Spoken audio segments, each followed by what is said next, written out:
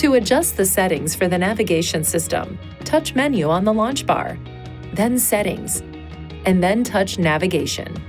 Touch Map Settings to change the orientation of the map. Touch Guidance Settings to adjust the guidance volume or to turn other guidance features on or off.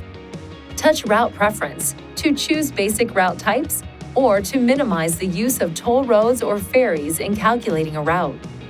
Touch Traffic Info Settings to change the settings for the traffic system. Touch Safety Guide Settings to adjust various roadway safety settings. Touch Address Book to store or access locations and routes saved in the system.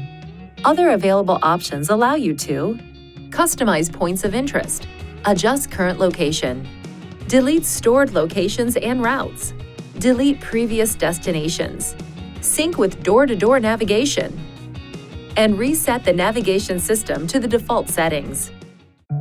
Please see your Nissan Connect Owner's Manual for important safety information, system limitations, and additional operating and feature information.